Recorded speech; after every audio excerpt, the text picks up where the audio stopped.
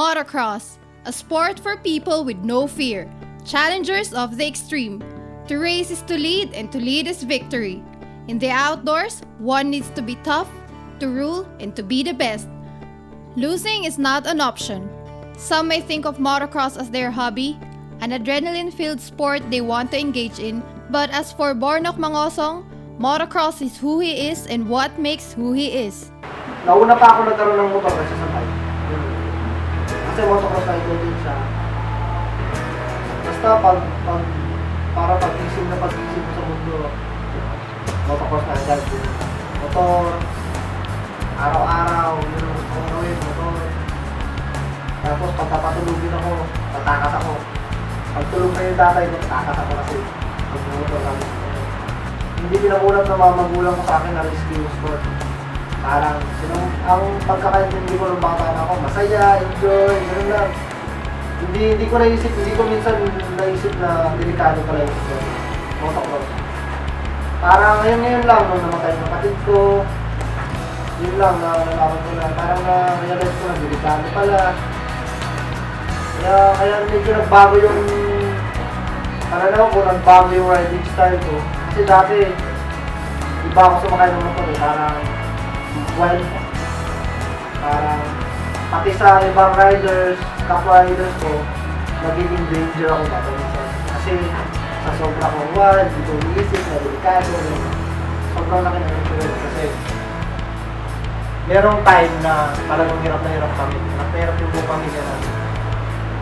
Kung walang motocross siguro, mas lalo kami nahihirapan. Kasi kasama ko si Ato na minsan umuusa kami ng pera. Siguro kung hindi kami natuto mag-motocross, wala kami nakainin. Kung walang motocross, sigurado na ako din na ako. Tapos, kasi barumbado ako eh. Lumaki ako na siga-siga sa tambay. Kung wala, kasi motocross ang pinagkakabalan ko, hindi ako nagbisyo. Hindi ako nanigarilyo, hindi ako uminom, hindi ako nagbisyo na yung drugs dahil sa motocross. Hindi ko inisip yun dahil sa paggalit ng tatay ko, paggalit ng nanay ko. Inisip ko, hindi ako magbibisyo kasi ayaw kong matalo. Gusto ko manalo sa karera. Kaya, naiwasan ko lahat ng bisyo sa tulong ng motocross. Naging matuwid yung daan ko. Dahil sa motocross. Yun lang, hindi ako nakatapos sa pag-aaral. Siguro nga, stage ko na yun na hindi na ako mag-aaral. Hindi ko naman sinasabi na hindi na pamigil sila sa pag-aaral. Pero, nung times na naghihirap kami, motocross na lang ang ginagawa namin para magkapera eh. Wala na kaming pang-arap sa sarili namin. Bornok is usually interpreted as someone with a strong personality, arrogant or insensitive. But beyond his fierce look and poker face, this guy is much of a family-oriented and big-hearted person. Mainly, ang inspiration ko talaga yung pag-una. Unang-una, yung kapatid ko si Ato, talaga marami. Inspiration ko talaga. Pati yung mga anak ko, dalawa na kasi anak ko ngayon. Kasi iniisip ko yung future nila. Tinitingnan ko, ginagawa ko lahat para makaipon and to make sure na pagdating ng panahon, makakapag-aral sila sa mga eskwelahan. So, hindi ko nga nakita sa kapatid. Malambing, yung mapagbigay. Tapos, yung sasakripisyo siya para sa amin. Pero, madalas din, kasi kami dalawa ko din siya nagkakaintindihan. Yung parang ideas, nagkakatanong kami dalawa. Kung gusto niya, din ko ayaw ko. Yung makikabay na parang mag-asok ko sa. Tapos si Atong ang yung mga nasa gitna. Pero mapagmahal siya, sweet.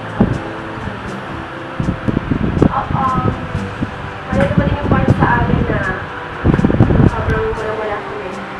Si Bornok tumulong talaga para nakagraduate ako.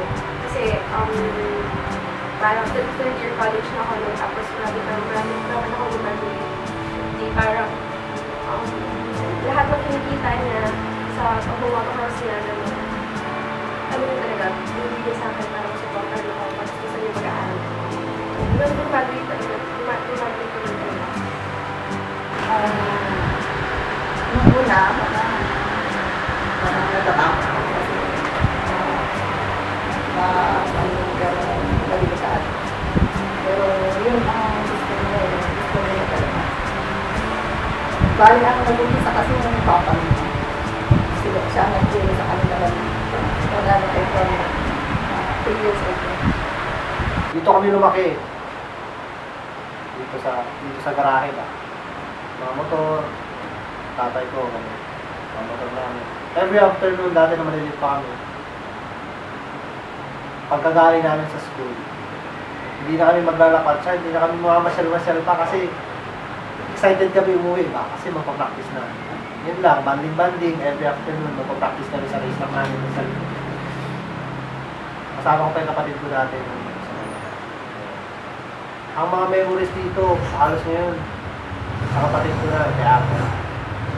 Naalala namin siya, nandito kami kasi dito yung mga motor niya, yung mga picture.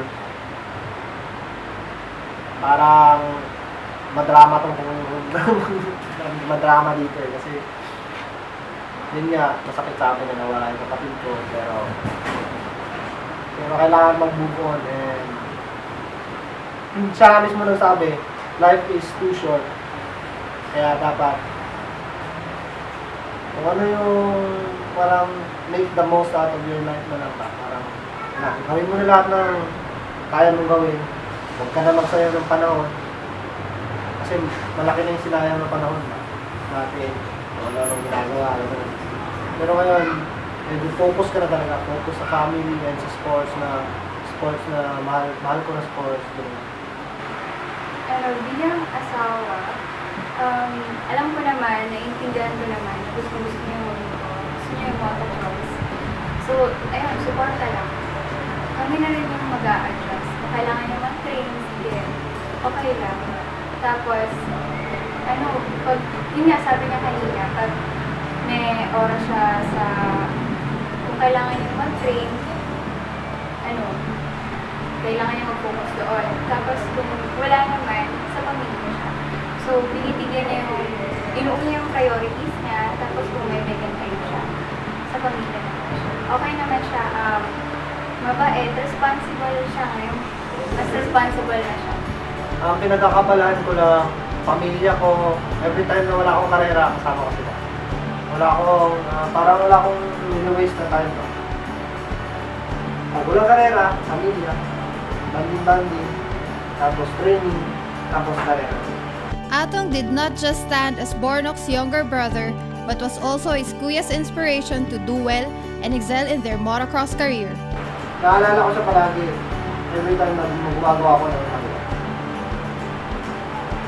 Kasi every time na gumagawa ako ng mali, pinagsasabihan. Pero ngayon, minsan-minsan na lang kasi parang nakaiwas na sa mga mali. Itong hometown ko parang remembrance na rin ba? Remembrance ko sa kapatid ko, sa mga time na magkasama kami, sa mga races na magkasama kami, sa mga time na hirap kami, and sa time na masaya kami. Kaya lahat parang naipon na nila. Nakasasabihin ko sa kanya,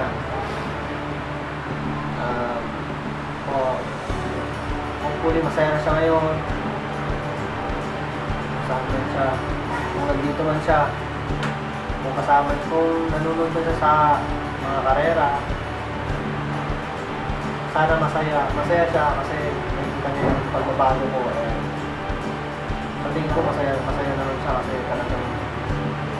talagang naging focus ako parang nagbunga lahat yung paghihirap namin kasi hindi lang ako yung nangarap na maging champion yung number 1. Siya rin.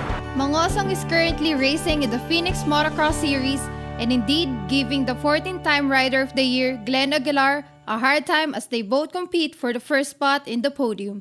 Na-pressure naman ako kasi doon sa mga sponsors ko ba, ayoko na mapahiya sila, ganun. Ayoko rin na, kasi ako nag-propose na pupunta ako dito, na na kakarera ng MMF tapos natatalo lang. Parang malaking letdown para sa kanila ba? Parang nakakahiya ba? Parang laki ng gastos nila, gano'n. Tapos padating dyan tayo. Kaya yun ang naging pressure sa akin. Hindi naman sa ayoko, kung ako lang kasi hindi naman ako natatakot matalo. Pero pag may sponsors ka na, kailangan mong mag-pressure ka, kailangan mo isipin na manalo ka para sa, hindi lang para sa sarili mo na lang ngayon. Kasi meron ka ng mga sumusuporta sa'yo ng mga tao. Kaya mas pagbubutihin mo pa yung magiging positive yung pressure para sa akin, hindi yung negative na pressure, parang positive na pagbubutihin mo yung karera para at the end of the day, panalo ka at matutuwa yung sponsors mo. Even with the assurance of the overall crown in the Phoenix Motocross Series, Bornok did not just lie down and do nothing while waiting for the final round much as he may want to. Instead, just like any other champions, Mangosong drags himself to train more. Saan tayo punta? Mag-workout sa gym, Bornok style.